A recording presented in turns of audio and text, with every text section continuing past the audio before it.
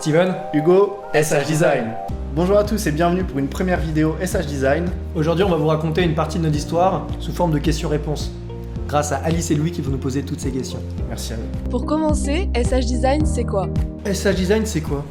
SH Design, c'est un laboratoire de prothèses dentaires à Antony dans le 92. C'est l'association de jeunes qui se sont rencontrés à l'école pour lancer leur société. On fait tout type de prothèses dentaires. On va faire de la prothèse fixée, de la prothèse amovible, implantaire, un peu d'orthèse et du numérique. Donc on a plein d'outils CFAO pour faire ce genre de choses. 4cam. On fait de la 4cam. Vous pouvez vous présenter en quelques mots? Alors je m'appelle Hugo, j'ai 24 ans et je suis prothésiste dentaire depuis à peu près 6 ans maintenant. Je suis Steven, prothésiste depuis pareil 6-7 ans comme Hugo. On s'est rencontrés à l'Académie d'art dentaire Isabelle Dutel il y a maintenant 4 ans. C'était une super école. Il nous faut quand même des sponsors pour ces vidéos. Quel est le projet de cette chaîne? Le projet de cette chaîne, c'est de partager un peu la vie d'un laboratoire, de deux jeunes entrepreneurs aussi, et essayer de rendre une image plus jeune de la prothèse aujourd'hui. Sur cette chaîne, on va essayer de vous faire découvrir le métier de prothésiste dentaire et surtout le renouveau, les nouveaux liens avec les dentistes et tout ce qu'on peut leur apporter. Ouais, c'est beau, c'est bon. Comment vous êtes-vous rencontrés? Tinder. Alors avec Steven, on s'est rencontrés à travers un ordinateur pendant le Covid. Steven était président du BDE dans notre école. Et je venais d'arriver moi à Montrouge, ville étudiante un peu, donc je voulais voir ce qui se faisait en dehors des cours. Et c'est là que j'ai rencontré Steven dans une tenue assez cocasse, on va dire. Je te laisse le dire. Je suis très stylé normalement, hein. Mais comme c'était un Zoom déguisé, comme c'était, fallait faire des trucs un peu fun, j'étais déguisé en Spider-Man. Mais après, à ma défense, c'était post-Covid, on n'avait plus le droit de se rassembler, fallait trouver des idées fun. J'ai trouvé que ça. Et c'est là que j'ai vu ça. Il était même pas déguisé. C'est là que j'ai vu sa tête pour la première fois. Et du coup, on a essayé de faire un apéro Zoom déguisé. C'était pourri. Ouais. Mais ça nous a permis d'avoir nos têtes. On a eu le premier lien ensemble. Sacré lien. Hein. Ouais. Il a dû me juger très fort. Vraiment. Comment SH Design a été créé? Quand on a voulu créer SH Design, c'était un moment où on voulait plus.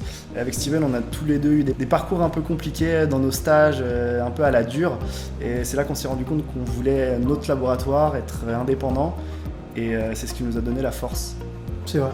En échangeant beaucoup sur nos anciens stages, comme il a dit, on a vu que c'était dur, ça pouvait être brutal dans certains endroits. Et on s'est dit pourquoi est-ce qu'on ne créerait pas un laboratoire avec notre vision, notre identité, créer une équipe comme une famille et avancer comme ça. Et donc là, on est déjà, en tout, on est 6 dans le laboratoire quand même.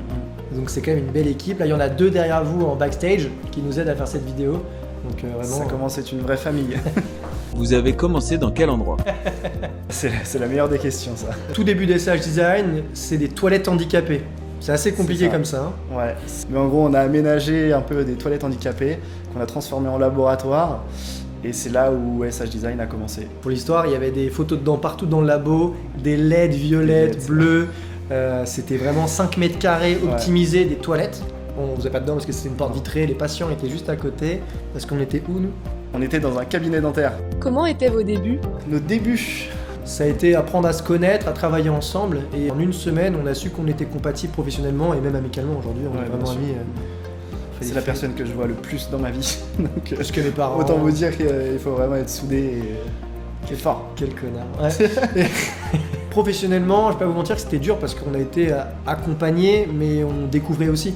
Donc on a fait plein d'erreurs. Plein d'erreurs. On a été un peu menés en bateau, on a eu quelques problèmes de fournisseurs, enfin, après c'est plein de détails.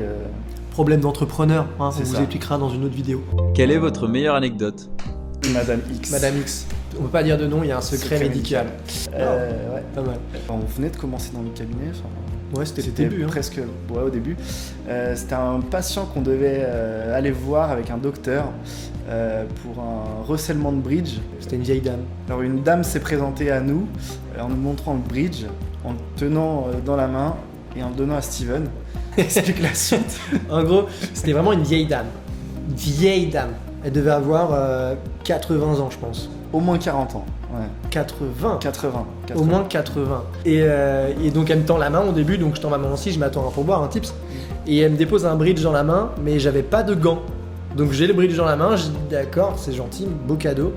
Et je lui demande comment est-ce qu'elle a perdu son bridge avant de le donner au docteur. Et elle me regarde un peu gênée, et elle me dit je l'ai avalé. Je dis elle a recraché quand même, elle me dit non. Elle nous a bien montré le schéma de la digestion, c'est là, moi j'ai tout de suite compris. Autant vous dire que J'ai vu la tête de Steven, je me suis enfui au fond du cabinet et j'en pouvais plus, clairement j'en pouvais plus. Et du coup, avec le docteur, on a quand même nettoyé le bridge, recollé. Désinfecté. Et il tient nickel, hein. Il tient bien, Elle est pas elle est morte. jamais revenue. Bah, Non. peut-être qu'elle est morte.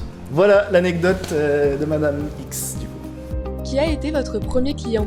Et Dr Jung, celui qui nous a beaucoup apporté dans nos débuts. Beaucoup appris aussi, hein. Beaucoup appris, ouais, Ouais, clairement. un sacré personnage.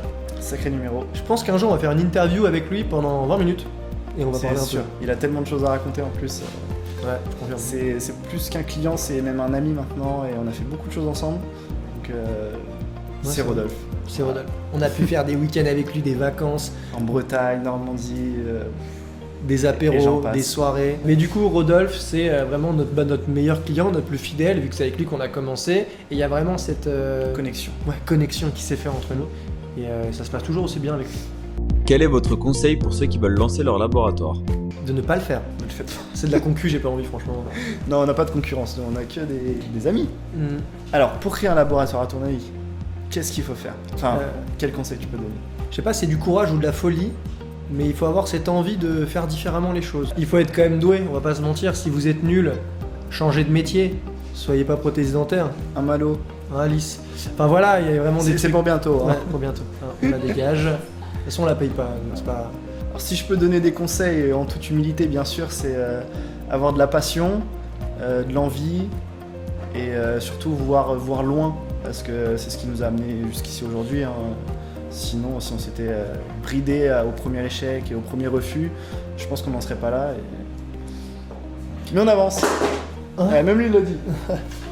Mes conseils pour lancer son laboratoire, ça va être assez simple, c'est une envie de vouloir créer quelque chose. Parce que c'est vrai, quand on est salarié dans un laboratoire, c'est déjà génial quand ça se passe très bien.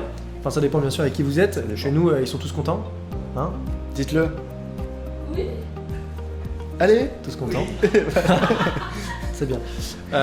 Et pour les salariés du coup d'autres laboratoires, il y a ce côté sécurité. On a un salaire, on a un endroit, on a des collègues.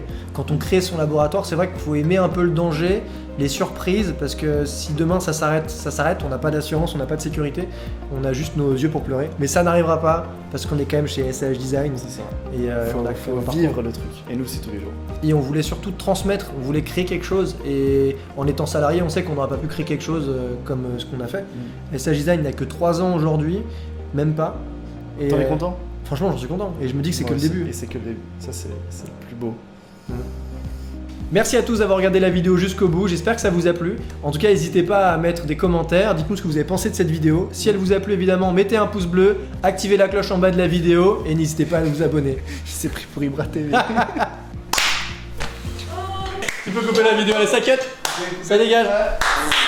T'as coupé le...